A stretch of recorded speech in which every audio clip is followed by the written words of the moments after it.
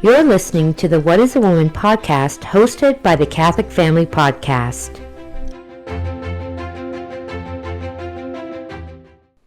Hello, everyone, and welcome back to the What is a Woman podcast. I am Holly, and as always, I'm joined here by my mother, Mandy, and we are back, and it is 2023. Yeah. Never thought I'd see the day. Yeah. Well, we've had some hard years. We've had some hard years, but I really hope that you all had a very blessed Merry Christmas, and that everybody was able to get to Mass. I know we had a storm here, which is really weird because now it's like, 13 degrees? Yeah. I had to go change my clothes to summer clothes just to do this podcast. Yeah. So we had a storm. What was it? 2 days before Christmas? Or a day before Christmas? It started the day before Christmas. It started the day before Christmas, and then it got really bad. Christmas Eve. Christmas Eve got really bad. A lot of the people that would normally have come to Christmas Eve Mass couldn't Midnight come. Mass couldn't come. They closed the streets. They closed the roads. And I mean, I've lived in the country my whole life, and the roads were not pleasant, but they weren't that bad. They weren't that bad. I've lived through a lot they weren't worse. State of emergency bad. And not only did they close the roads, they also didn't send out the plows. Yeah. Right? So they didn't send out the plows. So if they'd have sent the plows out, people would have been able to make it. Not a problem. Yeah. And to me, that seems like, it's Christmas Eve. Why wouldn't you send the plows out? It seemed a little fishy. It's like they don't want people celebrating and getting together. And not that we want to think negative. But, you know. We are in Canada, okay? You know, people are used to a snowstorm. Yeah. This isn't Texas, you know? But anyway. we do hope that wherever you are, you were able to get to Mass, and whether that's midnight Mass, Christmas morning Mass. I always love Christmas midnight Mass. Yeah, we've been going since you were little. Yeah, so and a lot of people, I know, they don't have a Mass center. Yeah, right. So they have to do other things maybe to keep the day holy, and we really hope that you're able to do that. I know that God really sees the struggles of those people. Yeah.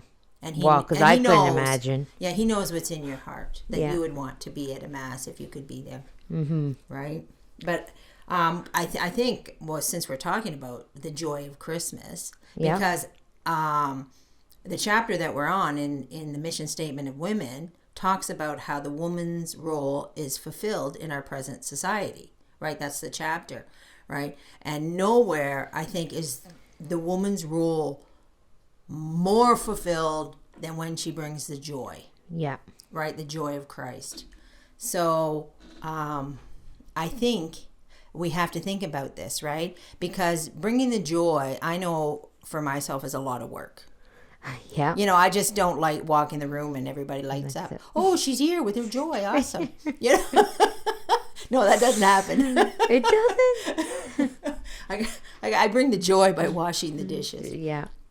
Creating the games, making the fun, preparing the food, making the festival a festival. Yeah. And that is work. Yes. It's good, solid, hard work. Like, we did a lot of festivities here. We were, the church says to party, and we were partying. Weren't we? We were partying, but you make it sound like we were partying. No. We were having sing-song, caroling, and it was fun. We were doing what we were supposed to do because the church told us to do it.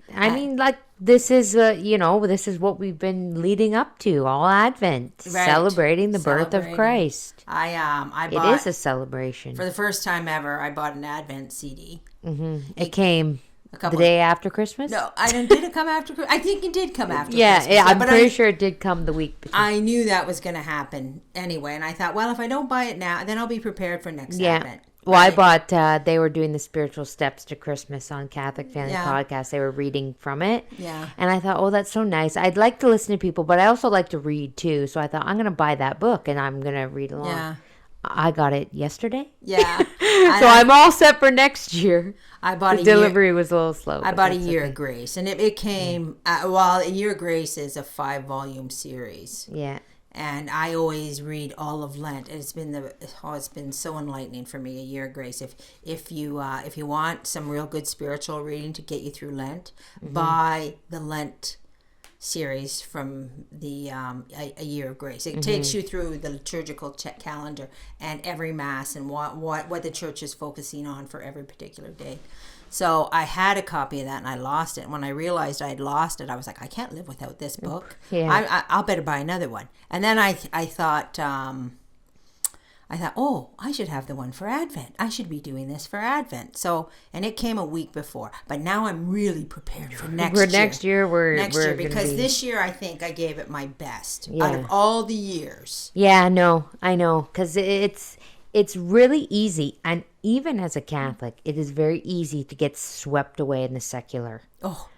Especially around Christmas. Yes. Because I find leading up to Easter is a lot easier because Lent is you're fasting and you're this, but especially it's really easy to get swept away from Advent when the whole world is celebrating Christmas before Christmas. Oh, it's party after party. And then you're, if you have a job, there's your work is hosting a party, you got to go party, and you're like, okay, but like, it's not Christmas, Yes.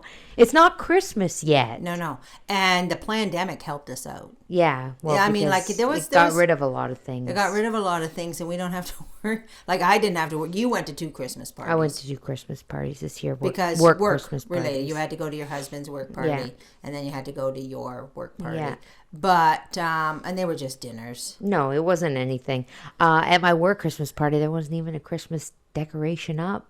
Nothing. It was just dinner, and then you went home. Like, it was and nothing fancy. I found people were tuned out of Christmas this year. Yeah.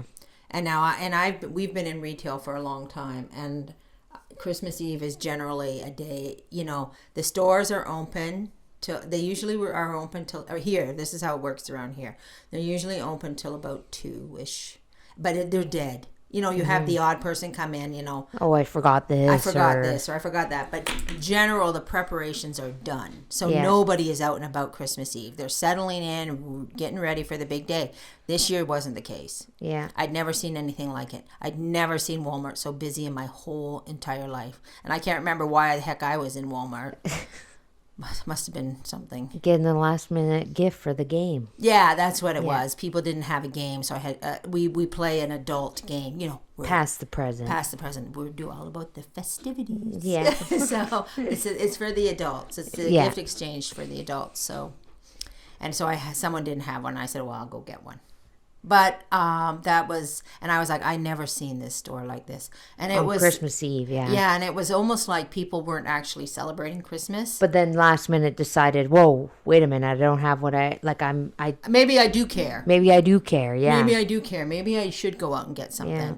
And the snow helped. Right? Well, yes, because up until our big storm, it didn't there was no seem snow. like winter. It was like it is now. Very mild, right now it's rain, it's above 0. Rainy. It's foggy, rainy. It's not nice here. It's not nice. But anyway, so what we're talking about? We're talking about all the festivities. We're talking about all the festivities, all the caroling. So we did some caroling here. Yeah. And we do caroling at the church before midnight mass, but we decided this year we wanted to do our own caroling. Well, sometimes our little caroling get together. Sometimes with friends. And when you guys were little, we used to go to the nursing but I mean, we haven't done it in a long time. No, we haven't. So we haven't taken it seriously and said no. Well, for one thing, we've gotten to be so many people. Yeah, like we're a good 40 people. Just in our family. So. So, it gets so busy and it's so loud and it's so noisy and a lot of times too many people and you don't really get to the, you start missing stuff. That's what I think anyway. Yeah. Right? But we set a special date to make sure just for caroling. Just for caroling. So we had a caroling party. Yeah. Bringing the festivities in. We sang. A good friend came with her violin. Yeah. So we had the violin. We had a not so great keyboard. I play the piano, but I hate playing on a keyboard. There's nothing I hate more than playing on a keyboard, Really? honestly. Oh, I hate it. You don't have the pedal, you can't soften it, you can't. It's so harsh. But it's nice though. I mean, it was still nice. For, It's just for just us to just sing for us along, little it was nice. but I feel like it would have been nicer with a piano. Yeah. But no, so we did that, and it was really nice. Yeah, really we nice. had a New Year's tea Day and party and New Year's Day, yeah. yeah, and we're gearing up for Epiphany. Well, yeah. And so honestly, I've done nothing but cook and clean. Yeah. That's all I've done. Yeah. You know, Clean up after this party to get ready for the next and one. even when they were caroling, I don't really get it. I mean, I did sit down a couple times and sing a little bit. Yeah. But generally, I'm busy In the kitchen. in the kitchen. I'm busy here being the Martha of this situation. Yeah. You know, they got to be But has to be some Marthas of the world. But that's what brings the joy. That's what brings If the joy. nobody was, bringing the tea to the table, bringing the cookies, bringing the, you would just be sitting around a table and there would be an element missing. Right. You right, know? and that's you want something to eat? Here's a bag of chips. Yeah, it's not the same. It's not the same. Pay attention to the details. Yeah. And make it special. And I mean, to me, I think I've lamented this before, but in a world where we have everything at our fingertips, it's really hard to create special. Right. Yeah. An orange doesn't cut it anymore. I think I've mentioned that before. Yeah. Yeah, but anyway, so we did the caroling, and we do a lot of church songs, like that are, and I kind of wanted to talk about the music for a minute. Okay. Because it's good to get a grasp on the music, because we live in this world of lies and deceits. Yes. And a lot of people don't understand why certain music is sung where and why it's not sung another place, why, and this kind of stuff. I personally have divided the music into 3 categories. Okay. So you have your church music, you have your Protestant music, and you have your secular music. Wait, so when you say church, you mean the Catholic? The Catholic Church. I mean, the only church that matters. Well, I know, but I think we need to specify that. Yeah, right? So it's because you said church and then right. You say Protestant. So now you're the choir director at our church. So you know that there's a lot of rules and regulations to what goes on in the singing in the church. Oh, yeah. Like you can't, like there's versions of, for example, there's a version of Ave Maria that you cannot sing during Mass. Right. You can't sing it in the church. It's not appropriate for, and even though it's Ave Maria, yeah. It's not the correct, you cannot. Mm-hmm. So you have to, you can't just say, oh, it's Ave Maria. It's good. Play it for Mass. I mean, it's good. It's not. I'm not saying it's not good. Yeah. I'm not saying it's not a good song. You can certainly listen to it. Yeah. You just cannot sing it. And that has to do Mass. with the beats, probably. And the tempo. I think. I don't know the rules. Father and I think, was the one that told me about this certain Ave Maria, and I don't know that he ever said why, or maybe I just wasn't listening or didn't retain it time, but I always retained that we could not sing that Ave Maria. Yeah. And I think it does have something to do with the tempo. What I'm taking from it, it's like the tempo, and it's very almost like operatic. Operatic. Operatic, like an opera, and it's just too much for Mass.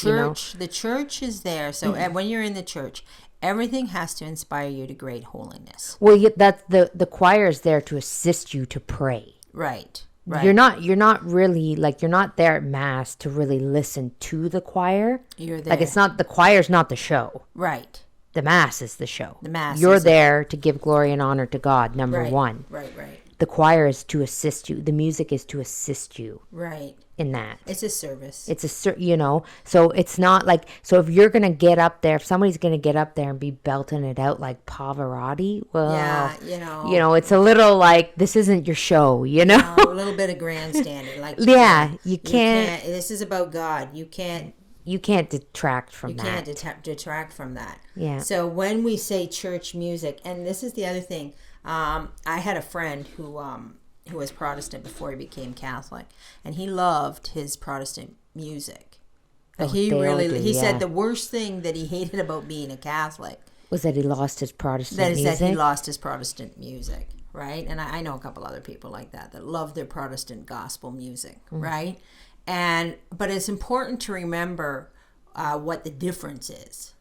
Like, the Catholic Church, first and foremost, always gives glory to God. Yeah. So every song, every prayer, everything gives glory to God. Gives glory to God. It's because it's God-centered, right? Yeah. So this is the problem we have with novice order, because novice order is man-centered. Right.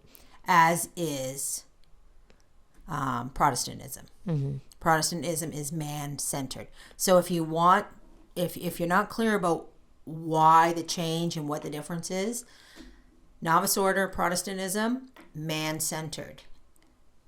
The Catholic Church is God-centered. So every time you say a prayer, and if you want to try and study it, you can maybe pull up a prayer from the novice order and a prayer from traditional Roman Catholic Church, and you will see that when you're praying the prayer, you're giving praise and glory to God at all times. When you're talking novice order or Protestantism, you're focused on the man. You're focused on yourself. Like, what do you mean? I pulled up a prayer. I pulled up a song just so that we could so I could maybe explain the difference more. Like the Protestant hymn, "He Leadeth Me." So I never heard this one. Oh yeah, it's old. I mean, the novice orders, they sing such ridiculousness. I don't even know what joy sing down in my heart. Like how? I mean, do you think they even sing that stuff anymore? Well, they did when I was a kid. Yeah. You know, I mean, I don't know what they do now. I haven't been there for 30 years. Yeah. So I don't know what goes on in those churches. But, yeah. But you know, I got the joy down in my heart. Do you? Where's the praise and glory to God? Yeah. Can we? Well, you're talking about your heart. Yes. Why are you talking about what's like? Yeah. Like, right. Yeah. So that's why it's man-centered. So when He leadeth me is about it's still 'tis God's hand that leadeth me. He leadeth me. He leadeth me. By his own hand he leadeth me. His faithful follower I will be. Right? So there's the line. His faithful follower I will be. So it's always centered on you. Okay, so but even if you take but let's take just for example off the top of my head, Jesus, Jesus, come to me. Yes. Okay. Very classic hymn for First Communion, right? Yeah. Jesus, Jesus, come to me. Right. All my longing is for thee. Right. His faithful, and then now I'm going back to this, he leadeth me. His faithful follower I will be. Like, I don't know if I'm going to explain this right. Do you see the difference? Yeah, it has to sanctify you. It has to make you... It has to make you yearn for God. Like, right? I don't mean to be rude, but this this has the depth of a kiddie pool. Yeah, it does, right? Protestant songs have the depth of a kiddie pool. It has nothing. Like if you think of, here's another one, "Soul of My Savior." Soul of my Savior. Right. The Anima Christi. Yeah. Like. Yeah, so it's... Sanctify my breast, you know? Yeah, it's rising you to holiness. Yeah. Right? It's saying, you know, and it's giving the praise and glory to God. Yeah. Right? This Protestant stuff doesn't do it. It doesn't do it. So there's reasons why, you know, I mean, can you listen to a Protestant song outside of a mass? Maybe. I'm not going to say you can't. Like, I don't know that there's... I mean, I don't. Well, why would you listen? Why would you? I mean, like this. Why would you? After reading these lyrics, there's nothing here for me. Yeah, you know, like when you get to the nitty gritty, it's like, why would you? Yeah, like if you're going to sing to God properly. Why would you even bother? I mean, there was, you know, and of course in the novice order they have the Christian rock. Yeah, like that's why I feel like they've gone so. And I heard somebody say once they destroyed rock and Christianity at the same time. I mean, I personally think rock was always garbage. I have no patience or tolerance for it at all. And I know that might hurt some people's feelings. But sorry. but you know, there's that, right? So and then there's the secular songs, the songs that have no religion in them at all, right? There's but are okay. Yeah. Are you saying they're okay? Well, yeah. I mean, it's like saying it, like Teddy Bear's Picnic. If we go out in the woods together, like they're just like the children's songs and the you're jigs. Happy and it, I mean, there is certain notions like Frosty the Snowman, pertains to black magic, and stuff like that. But I mean, in general speaking, they're just, you have to give the kids some fun. Yeah, like you can't just be all soul of my savior. But we had when we were little girls, we had Camp St. Philomena, and we had a fire sing song every night at the campfire. And we had, we sang "Oh Purest of Creatures" and "Jesus, Jesus, Come to Me" and "Oh Queen of the Holy Rosary." We had our healthy dose of Catholic hymns that we sang, but then we had the fires burning and Black Socks. They never and that was the Girl fine. Guide songs, and that was fine. So but we love singing. I would say I can't speak for every camper, but I love singing "Oh Purest of Creatures" just as much as I love singing anything else. Yeah. If you give them the healthy dose of both, they'll love it all. They'll love it all, right? They'll love singing. They'll just love singing in general. And I think that's important. I think it's very, very important. I think if you're raising little kids, even if you're the terrible singer, like I've never sang in the choir. No. That's not true. Oh, right. I did. You did once. With Father and I. He made everybody. He made everybody. But I said, Father, don't you want somebody in the pews? This was back when our church was really small. Really, you're talking like 30 people. Yeah. Okay. And our choir was phenomenal. It was good. It was really good. Yeah. So I guess it didn't matter that nobody was in the pews. Anyway, but we're just being silly. I do personally have 3 very favorite Christmas songs that are secular. I know they're not well, but you Protestant. But you can't sing them in church. But you can't sing them in church. But they're not really secular. They have a message in them. I call them songs of a message, maybe. Right. Okay. Right? I mean, and they are, here, let me see here. Christmas 1915. Yeah. Has anybody ever heard of that song? I have. You maybe no. You showed me that song 2 or 3 years ago. I love think. it. It is a really nice song. It's sung by a Celtic Thunder. Yeah, and it's a war song. Yeah, right. So it's the story.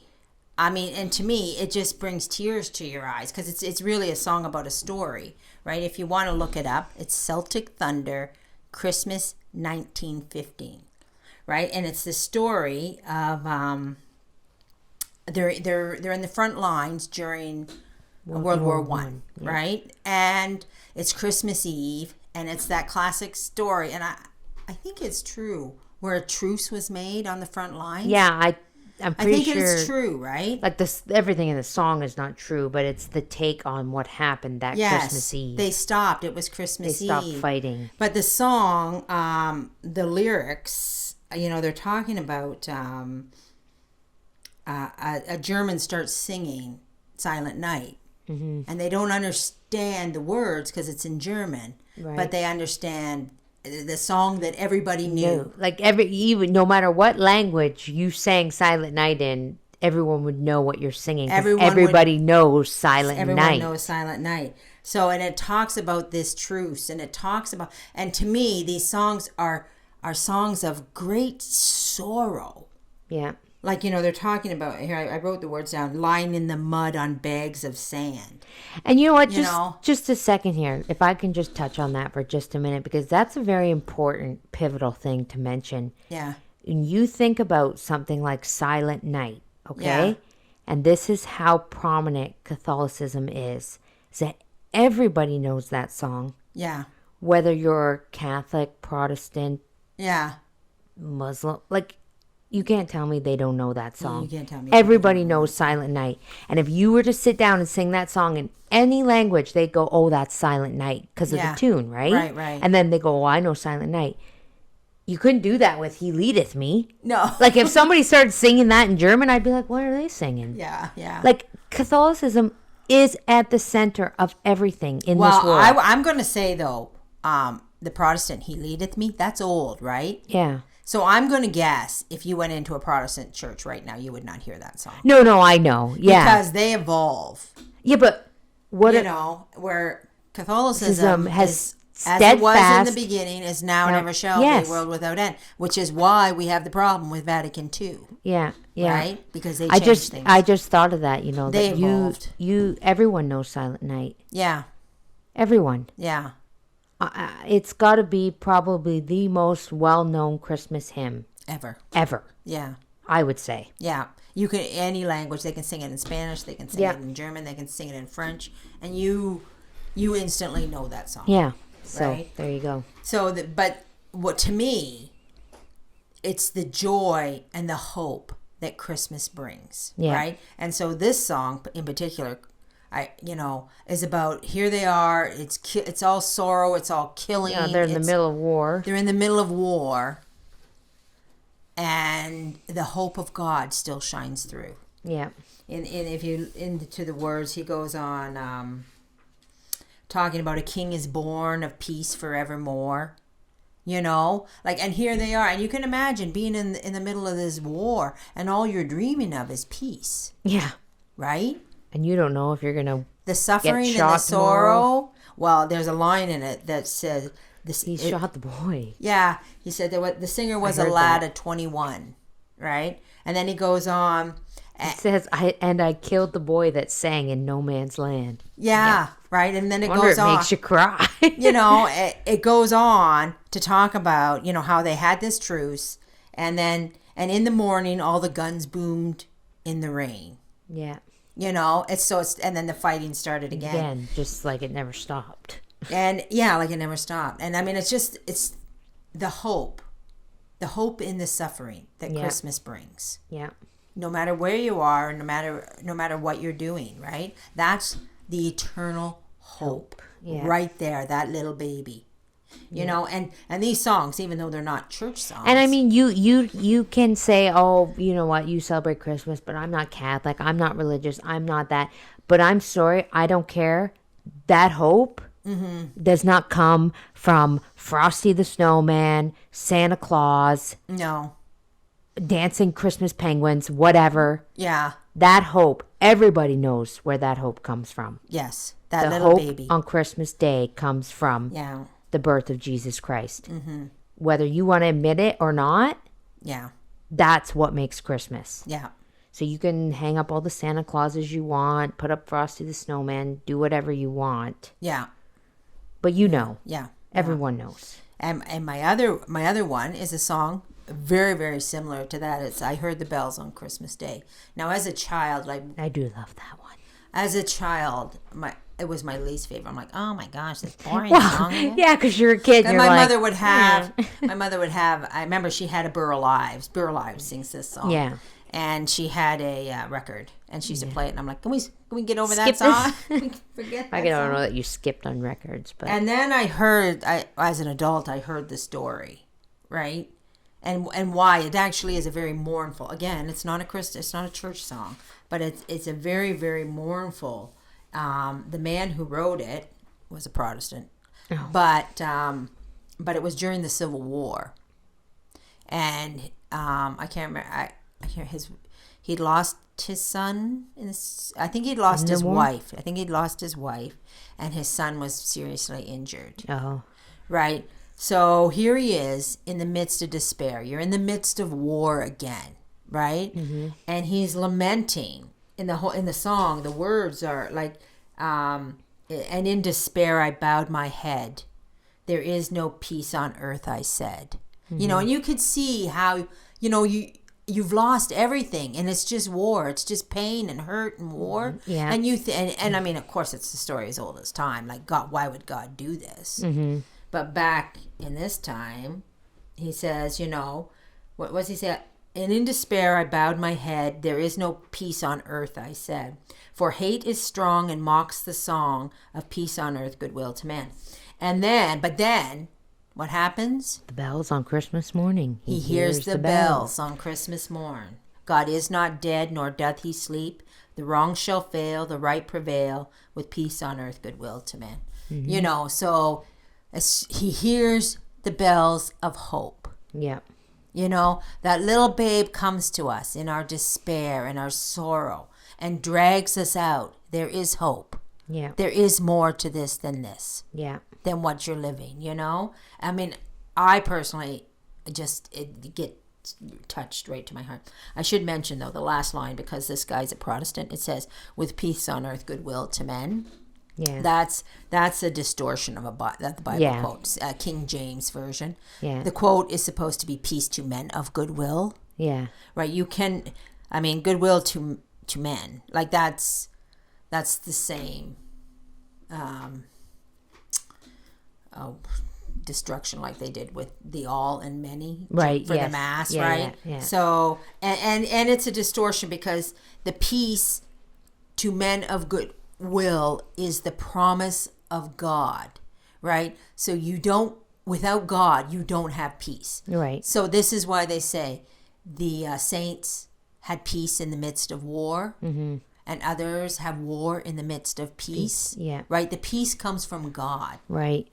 So if you're not a man of goodwill, you're never going to have the peace. Okay. Right? It's the peace of soul we're talking about. And the last song, which is my favorite, and I did look it up, which I like to listen to, even though I didn't print it out, but it does have is Let There Be Peace on Earth. Is that a Protestant song too? Oh, I think it's just a secular. I don't know. The woman that wrote it, she was sick or something. No, she attempted to commit suicide, and basically God pulled her out. There was a story behind it. Well, I can't remember it now. I'll tell you the one thing I took from that song. Uh-huh. Let there be peace on earth, and let it start with me, or whatever she sings. When so many new age, or even not even new age, way back when, they always are like telling other people, be kind. Yes. Be good. You need to be kind. You need to be kind. But this song says, let there be peace on earth, but let it start with me. Right. Like, never mind what anybody else is doing. Yes. I have to bring the peace. I have to bring the peace. I have to step up to the plate. Like, that song, this Let There Be Peace on Earth is all about yourself. Yes. Right. I have to be the peace. I have to be the joy. Right. And what I thought is prevalent about that song is this is our mission. Mm-hmm. I mean, it's everybody's mission, not just women. Yeah. But we are required to be the beginning. Yeah. So anyway, so that's why I love that song. So the focus always has to be, what can I do to bring the peace to this situation? Yeah. How do I do this? Yeah. How do I be the water on a fire, not the gasoline? Yeah. How do I, sometimes that just takes doing the dishes and baking the cookies. Making the brownies, making the rosaries, all this stuff to keep the peace, to keep the festivities, to make the unwanted feel wanted. Mm-hmm. All of this stuff. I mean, how often do we, not make the unwanted feel wanted? Yeah. I mean, there's a lot of unwanted out there. Yes. But anyway, so I thought, let there be peace on earth and let it begin with me was, a good Christmas intro to our book. Okay. Yeah, you want to let's go because we didn't finish. We're still in chapter 4. Yes. How we finished chapter 4. Okay, no. We're still how in chapter women 4. is to fulfill that's her right. mission. We decided this was such a good chapter. We have to know this is the whole thing. We were off for 2 weeks. I gotta. Yes, we've had 2 weeks of. So we're starting there? Yes, we've had 2 weeks of serious festivities. Yes, so let's get back to business. All right. So, quote, woman does not reason, she contemplates. She is not convinced, but carried away. Eloquence has more power than philosophy. She is more vividly impressed by the beauty and grandeur of ideas than by their truth. Right, okay. So, I mean, again, and I'm going to say the author points this out through the whole entire book. He never lets us forget. Like how easily we as women get carried away. Right? Yeah. Like a love song can carry us off into the clouds of no man's land and make us believe all kinds of nonsense. Yeah. You know, and flowery words and beautiful flowers and grandeur and eloquent gowns, right? Beauty and grandeur. And this is why we have to guard against our own inclinations, that we do not let ourselves get carried away. We have to make ourselves look for the truth of a situation. Right? We really have to especially if you're looking for a husband. And right. I'm just going to put this out there. Very few women look for the truth of the situation. Right. Right? Go. Continue. Okay, continuing on. Quote, and persons charged with the education of females should not forge this disposition of their minds. Otherwise, their lessons would be without fruit, because instruction can be received only according to the form which God has given to our understanding. Religious instruction would be of little use in a woman were it not accompanied with serious habits and grave manners. To give to others a high idea of her intelligence is by no means sufficient. She should consider it a matter of much greater importance to elicit respect for her character and admiration for the qualities of her heart. If women understood well the greatness of the mission, I might also say the apostleship, which God has confided to them in our days, they would watch with scrupulous attention all their movements and all their words for fear of opposing in the least the success of that mission. End quote. Right. So what they're telling us here is that if you're in charge of the education of a woman, you should not forge the disposition of their minds. And to forge means to shape and bend. And we're talking about that flightiness and that love story-ish and that, you can't feed into that, right? You have to I used to always say it's like, they go off into the clouds and you have to pull them back down to reality, right? And so, and I mean, this is somebody, if you're in charge of young girls, this is what you have to constantly do with them. Say, look, you're looking for the reality. Like, pipe dreams is not cutting it. Yeah. Right? So, that cannot be the whole of their teaching. Like that you cannot just say, okay, let's look at the great love story and let's forget the truth. Yeah. No, they have to be, they have to have formation that comes with serious habits and grave manners, right? So you have to teach them to be serious. And when I was reading this, and you're going to love this, because what I thought of was Marilla Cuthbert and Anne of Green Gables. And you're a huge Anne of Green Gables. I'm a huge Anne of Green Gables fan. I mean, doesn't that show you? Yeah. Marilla Cuthbert is always knocking her back down to earth. Yeah, you remember the one about despair, the line about despair? Oh, well, that's not from the book. Oh, is that just from the movie? That's just from the movie. So if you're the book fan, like if you read the Anne of Green Gables books and you've never seen the Kevin Sullivan version movie, you won't know what I'm talking about. But in the movie, and it's still a very great line, she comes to the farm and she thinks they're going to adopt her, and then she gets crushed down a million pegs because they asked for a boy, not for her. So she's all despairing, and she says to Marilla, well, Marilla, haven't you ever been in the depths of despair? And Marilla turns to her and says, no, I have not. To despair is to turn your back on God.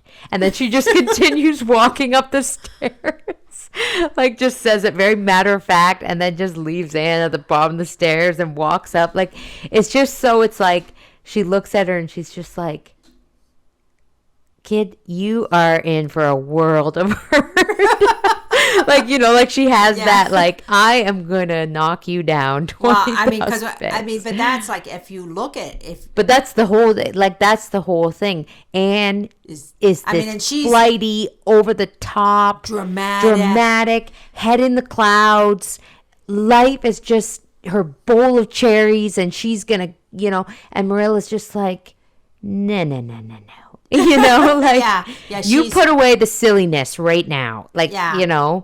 Yeah. And even with the line, and she says, well, won't you call me Cordelia? And she's like, is Cordelia your name? Well, no. What's your name then? Plain old boring Anne. Anne is a fine and sensible name. Like she's just like, I'm not having any of this nonsense. It's just, it's so good. Yeah. I could quote it all day, but no, I know you're huge. I can't quote Anne of Green Gables, but I could see that, this, and if you're raising young girls, and even this is how they are. They get flighty, even if they're very passive. Yeah, they still in their mind have those silly notions. This is going on, right? Yeah, they're getting carried away all the time, and the book is warning us against this. I mean, it's a great tool. But it has to be balanced. It has to be checked. Like that the woman sees the love and feels the love, but she has to check it. And I think really, I mean, I could be wrong, but I think it's okay to feel the love. It's okay to have that. You have to channel it into the right place. Right. And you have to have control. You have to have control of it. You have to have control. Well, that's what it said. Serious habits and grave manners. Yeah. So, I mean, what is a serious habit? A daily rosary. Yeah. A morning prayer. Yeah. A frequent confession. Yeah. Never missing mass. Like you have to instill all these very serious habits. Yeah. And we've said it before, right? For ourselves, if we're not in a habit of serious habits, like if we can be pushed away, it's not just about raising little children, but if we can be pushed away from serious habit, then, we're not giving any example to anybody. No. Right? We have to have that firm and consistent. We have to show people serious habit. Right. Attention to duty. Attention to duty is huge because I feel like we live in a world where people have no sense of duty whatsoever. None. No sense of duty. None. And they flake off. They not even they lie. They lie. People lie their way out of things all the time. They flake off. Any excuse. And sometimes not even. They don't even use an excuse. I'm not doing it. Yeah, and don't feel like it. I mean, I know people. Maybe I should say my mother. She's huge. Like, you do not mess with duty. No, you don't. You don't. If she said she was going to be somewhere, she will be there. She will be there, barring she's in the hospital. She's got to be seriously. And if you try to say, well, that's not that important. Oh, you don't say that to her. You don't say that to her. You're just like, it's her duty. I gave my word. Yeah. And so you don't. And it could be the minorest of things too. Yeah. I mean, what other people consider. Well, other people, but to her, it's not. She said she was making this. She's making it. She said she was doing this. She's doing this. Yeah. Those are grave manners and serious habits, and we need to get them ourselves, or and B, at least instill them in our children. Yeah. All right, so read on here. Quote, to succeed in their noble undertaking, the first thing necessary is to forget themselves, to deny themselves, and to give their whole soul to the object they wish to accomplish. They should have nothing in view but the glory of Him who has sent them, and the advantage of those to whom they are sent. They should seek in those holy conquests not the satisfaction of self-love, not a means of displaying the qualities of their minds and attracting the attention of others, but a means of communicating the light which God has vouchsafed to them, and diffusing the love of Him to whom they have dedicated their lives. End quote. Right. So, I mean, the very first thing in order to have these serious habits and grave manners, forget yourself and deny yourself. Forget yourself and deny yourself. And I'm sorry, but I mean, the very simple thing of being the person who does the dishes, and bakes the cookies and serves the meals and makes the drinks, whatever. That's a lot of forgetting of yourself. Yeah. Well, especially when you're living in a world where me first. Yes. Me before you. Me before you. No, me first. I have to think of myself. I have to think about my happiness. Yeah. We live in a world right now where the world is telling you that the only thing that matters is for you to be happy. Right. And you find out what's going to make you happy, and you go after that. And if anybody gets in your way, you knock them down them step down. over them. And it's like, wow. Yeah. Do you hear what you just said? They don't. No, they don't, because they just... And this is all part of this. I mean, we've talked about this before, but that's all part of the self-help. No, I know. That's a self-help. You got to think about you here. You got you is number one. You do you. I mean, I first, when my husband died, I think every single person I knew said that to me. You do you? No, they said you got to think about you now. Oh. It was like, and I don't be.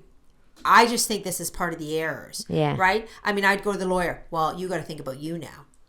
And then I would go to, Why? I mean, and I was like, and it was so said to me by everybody. Yeah. I was about to blow a lid. Yeah. I said, if one more person says that to me, I got to think about me now. That's what I really got to do. I don't got to think about my children. I don't got to think about, how this is going to affect the future. I don't got, I have to think about me. Yeah. Oh, geez, Mom, why didn't you just go on a nice tropical vacation? Well, that's what they would have, that's what they thought I should do. Oh, that's man. You just go. Okay, but this is why I'm going to tell you right now, people cannot handle disappointment. Yes. Because they're being fed a line that says their happiness is the only thing that matters. So when one little thing goes wrong, yeah, the tears start flowing and the world is over. Yeah, yeah. You know? Yeah, everything's done. Everything is over. Right. So we have that. Where were we here? We have to deny ourselves. And this is what I liked about this line: to view the glory of Him who has sent them, and the advantage of those to whom they are sent. Right?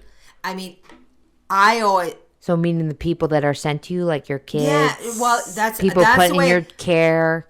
I look at it. I always, and I developed this habit quite some time ago, was to, if you came into my path, God sent you there. Yeah. Right? If you left my path, God took you away. Right? Yeah. And that was the way I looked at it. There was no coincidences in this. Right. If you were on my plate, you were there because God wanted you there. Yeah. Right? And so if we are, it says here, if we're to fulfill this mission, this is what we have to do, because we have to be the light. And I mean, don't get me wrong. This doesn't mean, somebody comes into my life and, okay, open the catechism. Let's start right away. You got to know this, and this. You got to know all this stuff. No. That's not what that means. That means whatever you got going on, that person is there either to help you spiritually. Well, I was just going to say, maybe that person is there to help you, not the other way around. Oh, yes. A lot of, thorn in my side. Yeah. Thorn in my side, right? Yeah. I have a couple. I mean, if you help them in a way, but it's not just that people are brought into your life so that you can help them. Mm-hmm. It's that people are brought into your life so that they make you holy. They give you an opportunity. They give you the opportunity. They give you the opportunity to become a saint, to sacrifice and to offer up, right? But what's it say again though? View the glory of Him who has sent them. So Him, as in God, capital H, sent them to you. So that's His glory, and the advantage of those whom they are sent. Right. So to me, it's like an equal. It's an equal advantage. Yeah. Well, and it's funny because they always are. Everyone's always telling, be the good in the world. Mm-hmm. They're saying, be the good in the world. Well, does anybody really know what that means? No, they don't. Like, be the good in the world. You be the good. Okay, fine. You be the good. But that kind of clashes with your whole... Yeah. You do you. Yeah. Well, also, yes. How can you be the good if you're busy doing the you? They don't work. They don't work. So if you're doing like the book says, if you're trusting in God, mm-hmm. and you're the glory of him. Yes. Okay, so again, doing things for his greater glory. Right. Right? You don't need to worry about and of course the players and the, you know, like, you get what I'm saying? Right, like, right. You don't get to worry about, I mean, you don't have to worry about, okay, how this is making you feel, or all this, what are they doing to you, or I can't tolerate this, I can't put up with this, right? So you're here to sanctify your soul, and this person is here to sanctify you. Yeah.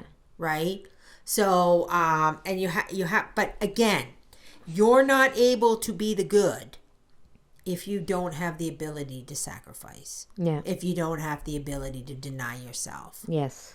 And I think that is the biggest thing from that whole point. Right. Is to forget yourself and deny yourself. Because if you don't do that, you're not going to be doing anything. You're not going to be doing anything.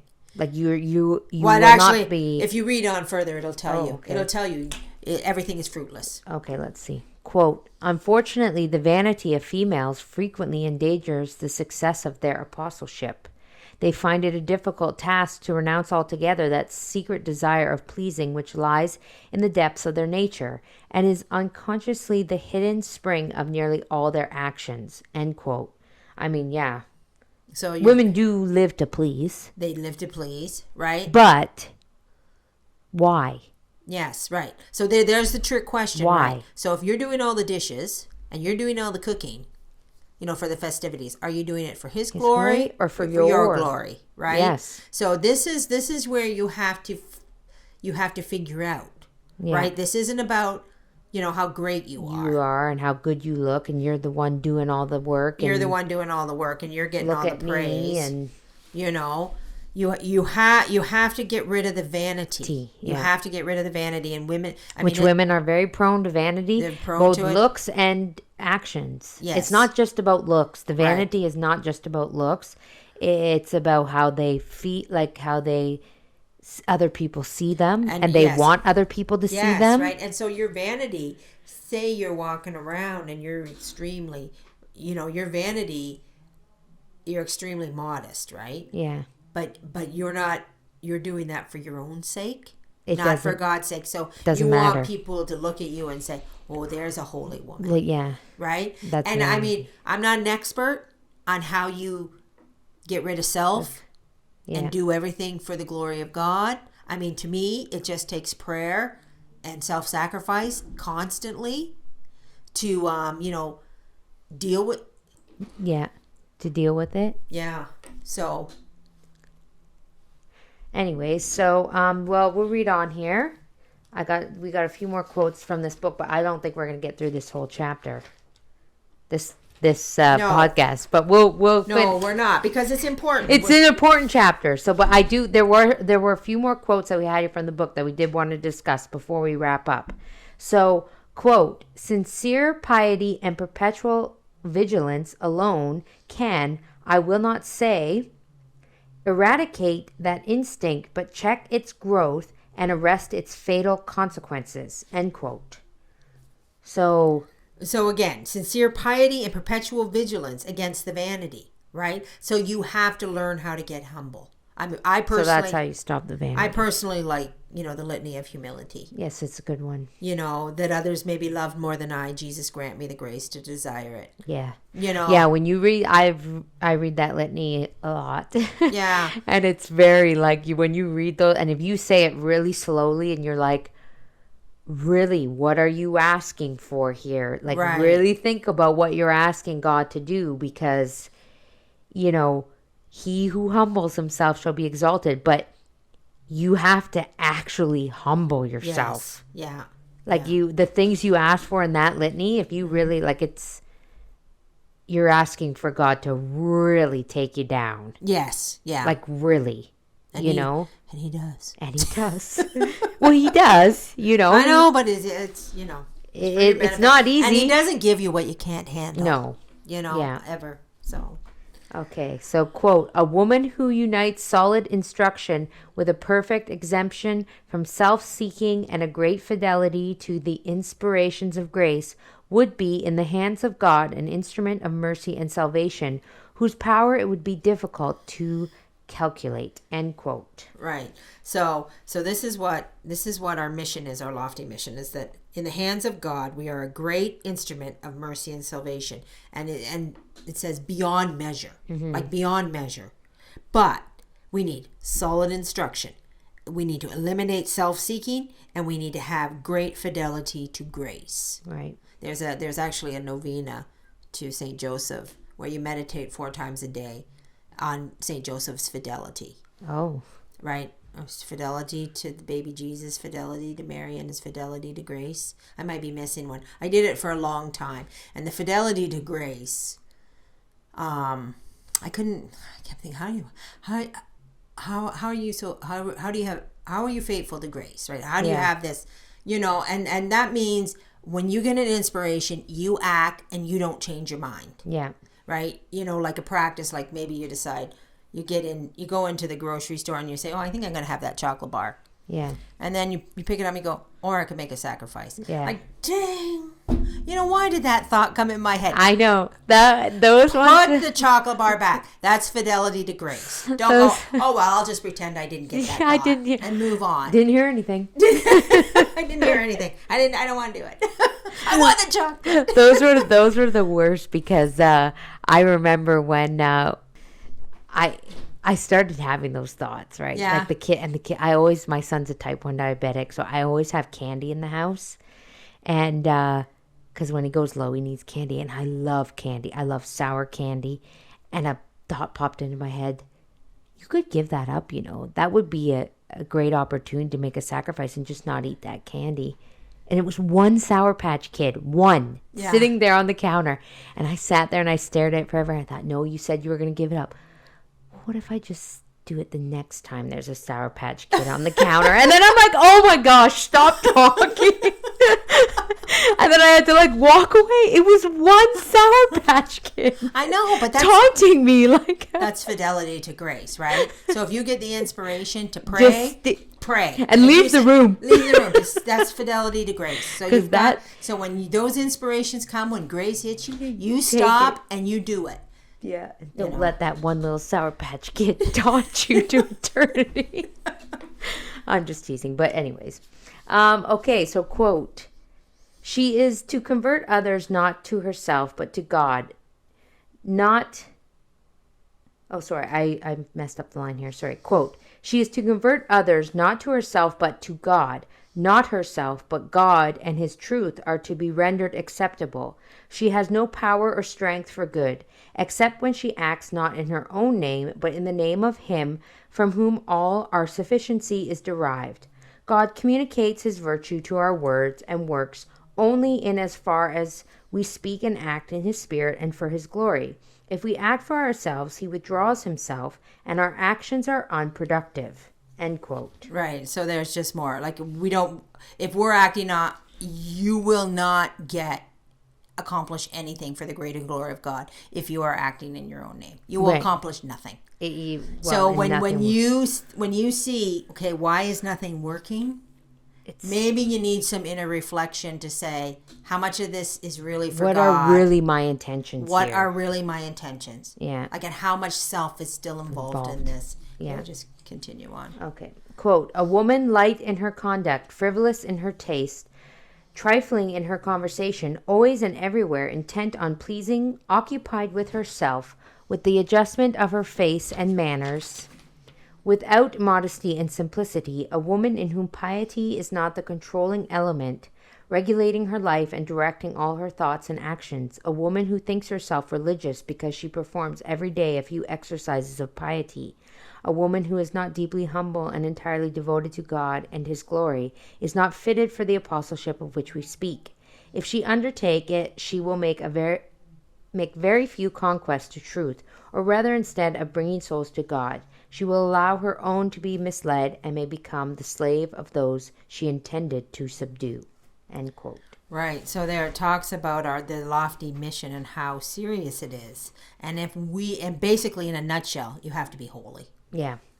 You have to make yourself holy. Yeah. So if you want to bring other people to God, you have to really focus on yourself. You have to get rid of, I mean, what is it? Flighty and flirty, what all those lightheaded, all those silly notions. You have to become a woman of real substance.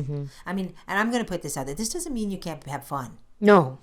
This doesn't mean you can't have fun or you can't enjoy yourself or you can't bring the joy, right? You do, but you have to find the balance. And the only way that I can say that you can possibly do that is you have to be constantly prayer and sacrifice, and always looking to yourself. What can I correct? What can I correct? Yeah. What is wrong? Why is this not working? What am I not seeing? Right. Where, is this just my own glory that I'm looking for? Yeah. Like a lot of times, and I know I'm in 30 years, and I've been like, this is what God wants.